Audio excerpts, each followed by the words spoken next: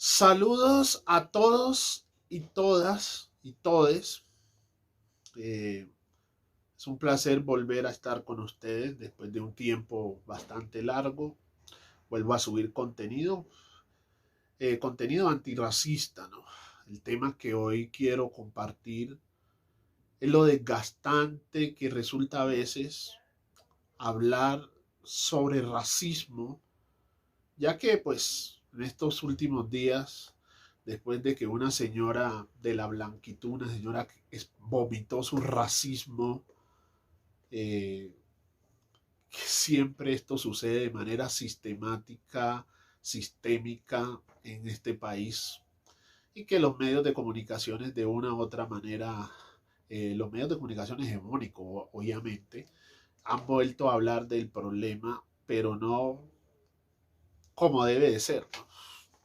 Lamentablemente aquí la gente de la blanquitud, por decirlo de una manera, es cierto que aquí en Colombia hay blancos mestizos, pero la blanquitud está desde ese pensamiento y esa forma como el blanco mestizo se ha identificado históricamente. Y de esa manera, o de una de esas formas, es como ejerce ese racismo antinegro, pero también antiindígena. Y resulta desgastante hablar de ello porque de una u otra manera nos distrae explicando a la blanquitud sobre esta problemática y sobre lo que implica el racismo cotidiano en el día a día. Y meditando hace poco, alguien me envió una solicitud de amistad a mi Facebook. Y luego que me envió la solicitud de amistad, me saludó vía mensaje interno, Messenger, y me escribió: saludos negro, ¿cómo estás? Pues, la gente no le ve nada malo a eso, ¿no? Porque vuelvo y digo, el racismo está tan normalizado que el lenguaje, por muy inofensivo que parezca, es un lenguaje severamente racista. Pero es un racismo que está normalizado incluso por nosotros mismos los afrodescendientes. Solemos ser asimilativos con esta clase de manifestaciones racistas. Y yo estaba leyendo un poco sobre Toni Morrison, esta gran literata afroamericana que ganó un Nobel de Literatura y que fue una mujer que enseñó sobre lo que implicaba el racismo en nuestras vidas, ¿no? El daño, las afectaciones. Y su literatura fue una herramienta antirracista y hasta el día de hoy lo sigue siendo. Y recordé que Toni Morrison dijo algo muy importante que lo voy a leer. Y dijo: la gravísima irrealidad función del racismo es la distracción. El racismo te distrae porque te mantiene explicando una y otra vez tu razón de ser y de existir. Te obliga a pasar tiempo y dedicar recursos. Por ejemplo, si tenemos historia, conocimiento, tecnología, cultura, etcétera. Y es cierto, la gente cuando ve a una persona afrodescendiente, por efectos y por consecuencias de ese racismo interiorizado que está en la sociedad, la gente no se detiene a, a interpretar y a entender que somos seres humanos y que somos personas. Ellos asumen que supuestamente llamarnos por el color de la piel es por cariño. Bueno, realmente esto es un racismo que está normalizado desde el lenguaje. De hecho, digo nuestro, o el lenguaje, el castellano, está lleno de ese racismo, eh, normalizado en el lenguaje. La gente para expresar algo malo utiliza metáforas como una mano negra. Más que todos los predicadores evangélicos y también muchos predicadores de estas religiones utilizan esta clase de metáforas, ¿no? La sociedad la tiene arraigada hasta los tuétanos. Y yo le decía a esta persona, hombre, es como si yo te llamara a ti, hola, blanco mestizo. Y me recordé un día que estuve con un brother aquí en Bogotá, en una oficina de una agencia internacional de cooperación. Y nos atendió pues un paisano, oriundo de Buenaventura, si mal no soy. Y este paisano nos contaba que la gente, hubo un tiempo que cuando estaba recién arrancando esta oficina aquí en la ciudad de Bogotá, pues estaban trabajando un tema específicamente con la comunidad afrocolombiana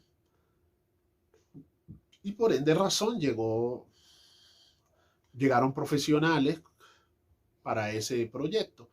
Y la gente blanca mestiza le fueron y le preguntaron que cómo podían llamarlos a ellos. Y alguien diría que es lo más normal, pero vamos a ser sensatos. ¿Acaso esa persona, si uno no le sabe el nombre, no le dice, hey, tal, señor, señora? Es lo ideal. Pero ese racismo normalizado lo lleva a decir negrito, negro, etcétera, etcétera. Y eso no está bien. Y resulta tan desgastante estar en un constante explicándole a la gente por qué esto no está bien. ¿Por qué está mal? ¿Por qué el lenguaje es una de las herramientas más hirientes, podríamos decirlo, cuando se emplean estas expresiones racistas que están normalizadas? Y es complejo al mismo tiempo y resulta desgastante. Yo recuerdo el año pasado que estaba trabajando en una institución del distrito de aquí de Bogotá, cómo se me preguntaba, siempre había una carga racista, algunos le llaman sutil, ¿no? En la forma como te preguntan de dónde eres, de dónde es esa negritud, porque se asume que, que aquí no, la negritud es ajena de ciudades como Bogotá. Y es absurdo, ¿no? Un país que fue construido por nuestros ancestros, que fueron secuestrados desde África hasta este continente y siempre nos siguen tratando como extranjeros, como forasteros, y se nos deshumaniza de una manera y de otras maneras. Es una cosa impresionante y la forma como esto resulta desgastante. Toni Morrison decía, la forma como el racismo te distrae porque te toca estar explicando tu razón de ser, de existencia, si tenemos cultura y todo lo que implica ser una persona afrodescendiente. En un país donde tiene una estructura racista más allá de lo ideológico y que la gente pretenda también al mismo tiempo que nosotros nos las pasemos explicándoles por qué tal cosa y por qué aquello. Cuando existe una manifestación de odio racista abiertamente, está tipificado por la ley colombiana que es un delito. Sin embargo, se quiere asumir como una expresión, una opinión de expresión. Racismo no puede seguir siendo en este país una expresión. una opinión. El racismo es un delito, así está tipificado por la ley colombiana, ley 1482 del 2010. Pero constantemente nos les toca estar explicando una y otra vez nuestra razón de ser, nuestra razón de existir, si tenemos cultura, si tenemos conocimiento, quiénes somos, por qué es, y esto y lo otro. Y realmente resulta desgastante estas situaciones. Porque, claro, el racismo ha estado inmerso, normalizado en una sociedad como la que vivimos. El racismo se ha vuelto algo que la gente, que la sociedad lo ha considerado como algo mínimo, como algo de poca importancia, podríamos decirlo de esa manera, porque realmente es eso lo que pasa. Ahora que cuando el fiscal general de la nación anunció que habría investigación contra esta persona racista, que ni voy a decir su nombre, entonces la sociedad sale a defender al opresor. Y es lógico, la blanquitud se defiende entre sí y se protege entre sí, porque es algo que está inmerso en la sociedad en la cual vivimos. Y nos toca lidiar con esto y se vuelve realmente jastancioso, pesado, complicado, estar explicando por qué y por qué esto no, y por qué realmente afecta la dignidad nuestra, el hecho de negarnos el derecho a llamarnos por nuestro nombre y asumir que decirnos que nos dicen negritos, negro de cariño, cuando realmente eso es una falacia. Y es una falacia que no se la creen ni ellos mismos, simplemente que quieren seguir ejerciendo ese derecho a aplicar ese racismo, ese odio establecido por la blanquitud. Y es realmente lamentable y triste cómo termina esto desgastante, porque te desgasta explicando una y otra vez. Por eso cuando a mí me dicen que esto se cura, realmente esto es un sistema. Sí, hay unos temas ideológicos que no se pueden pasar tampoco por alto, pero el racismo es un sistema, y es un sistema global, supremacista. ¿Y cómo? ¿Por qué no hablamos de desmontar el sistema? Porque Colombia no es ajeno de esta realidad. ¿Por qué no hablamos de desmontar el racismo? Es importante que hablemos de ello. El acceso al empleo, no tenemos las mismas garantías para acceder a un empleo en las condiciones que sean. Somos los últimos en la cadena. Y ni así. Y hay una cantidad de cosas que hacen parte de la estructura racista. Por eso es importante revisar eso. Porque realmente el racismo va más allá del insulto, son delitos, que es un delito, repito, y es un delito de odio, y que no es conciliable según el código penal.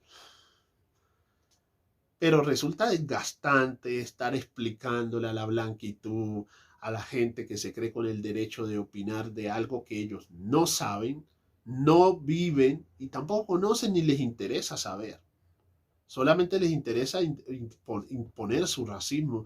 Yo me recuerdo que yo trabajé con alguien un paisano, un brother, y el brother una vez llegó a alguien de la blanquitud, eh, creo que es de por allá de La Guajira, pero trabaja aquí en la ciudad de Bogotá, y le dijo al brother, hola, mi negro. Y entonces le dijo, y no me vaya a decir que no le diga mi negro, porque a mí no me gusta eso, es que hay negros que son muy acomplejados. Yo le digo mi negro de cariño y no sé qué y no sé qué más. O sea, ella de entrada le impuso que le iba a decir mi negro. Eso sí, al resto no nos dijo así, porque sabía que no le íbamos a aceptar, pero a él lo acondicionó porque era una persona amable, acentosa, entonces se aprovechó de esa situación. Y yo después le dije a él, le dijo, puede ser muy amigo, pero entre más amigo, más respeto, más claridad. Si yo considero a alguien mi amigo, es donde más lo respeto.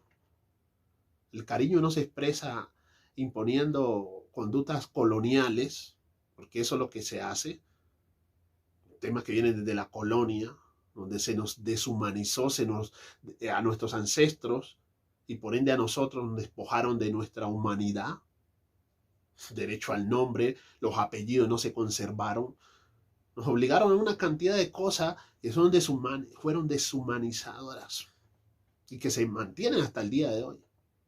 El hecho de que alguien se niegue a llamarte por tu nombre o a decirte, oye señor, ¿usted cómo se llama?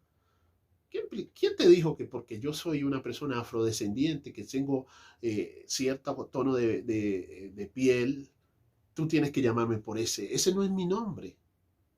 Yo me siento orgulloso de ser lo que soy, pero eso no significa que tú me vas a decir como a ti te parece, y más aplicándome ese racismo normalizado.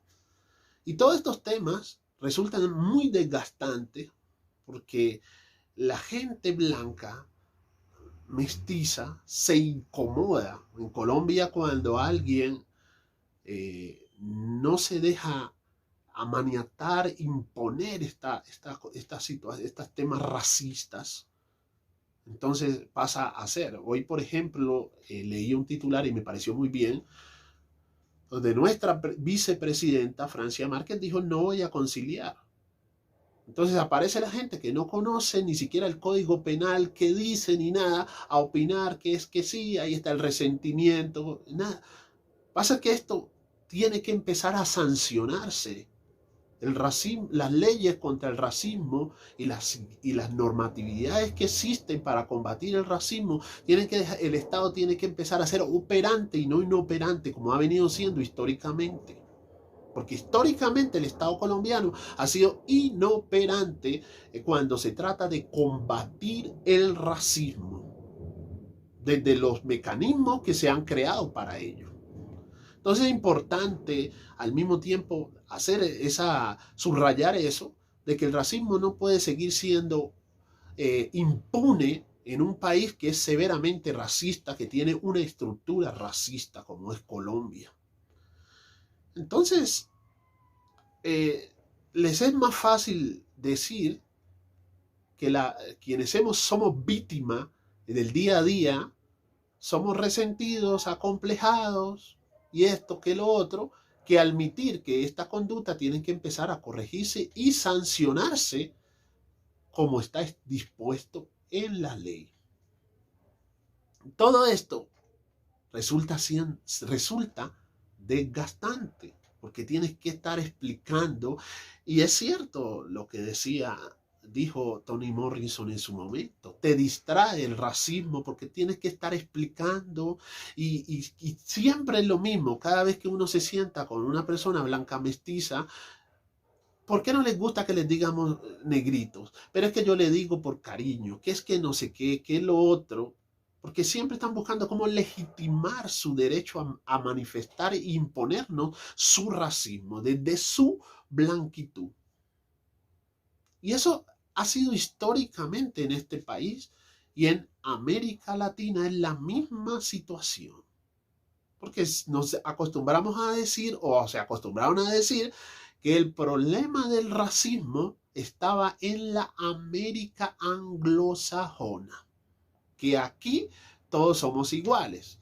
Sí, en la Constitución Política de Colombia puede ser que ahí dice que somos iguales, pero en la práctica, óigase bien, no lo somos.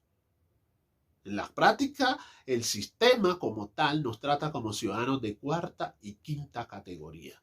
¿Por qué? Por el racismo estructural que existe en el país y que persiste. Lamentablemente, eso es lo que sucede históricamente y que no es un tema del pasado. Lo que pasa es que los medios de comunicaciones han cogido también que esto lo toman como algo de moda y lo muestran como hechos aislados, y es lo que se ha hecho históricamente. Pasó con mi caso, pasa ahora con lo que pasa con nuestra vicepresidenta y han pasado históricamente. La televisión muestra así como unos hechos aislados, pero es el diario de todos y todas los afrodescendientes que vivimos en este país y que por una u otra razón somos víctimas directas o indirectos de este racismo estructural. Así que, por ende razón, resulta muy complicado y desgastante en muchos casos estar explicando sobre lo que implica también ese racismo cotidiano del día a día, que viene de algo que para muchos es inofensivo, como una expresión. Y este racismo sigue interiorizado, arraigado y justificado. Los periodistas, por ejemplo, al día escuché a don Oscar Rentería, que le reclamaba a un periodista de Manizales, que ni voy a mencionar un nombre, que este tipo es demasiado pegante.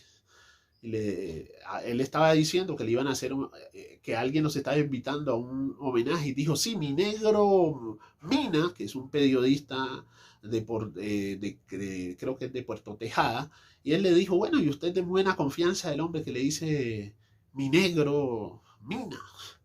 Y dijo, no, yo le digo así por cariño. Claro, y la gente, todas estas expresiones, porque los medios de comunicaciones tampoco han colaborado, o no han colaborado, no se han comprometido, es la palabra correcta que quiero emplear en este caso, a combatir el racismo, porque ellos también ejercen racismo. Los medios de comunicaciones también ejercen un racismo brutal. Y esto, algunos periodistas que se creen vacas sagradas, siempre, a menudo, tanto los deportivos como los de noticias generales, etcétera, etcétera, siempre están con este lenguaje y siempre hay que estar explicarles. Y al final y al cabo siempre van a terminar diciendo que ellos no le ven nada malo, que ellos lo hacen por cariño, que les parece. Entonces todo esto resulta desgastante. Entonces, nada, quería traerles este tema de lo desgastante que resulta hablar de racismo muchas veces en nuestro país, en este racismo que está tan arraigado en nuestra sociedad y que toca desnaturalizarlo y quitar esa normalidad y castigarlo. Esa es la forma como combatir el racismo. Las otras propuestas de emplear temas y trabajos en temas de educación van a ser importantes, pero el racismo es un sistema, no se cura. Por esa razón es importante escuchar a quienes somos víctimas día a día y no adueñarse, porque eso es otro problema que hay ahora, que todo el mundo es especialista en racismo, en negrología, en validadores. Por ahí un amigo dijo, la gente tiene PH para avalar qué es el racismo y qué no es, y finalmente terminan diciendo unas tonterías donde dejan ver su racismo que tienen también suavizado, un racismo normalizado, pero también agazapado, muy, muy agazapado, podríamos usar ese término. Así que quería compartir esto, decirles lo desgastante que es que resulta a veces el tema. Y nada, estamos aquí y bueno, un abrazo y saludos.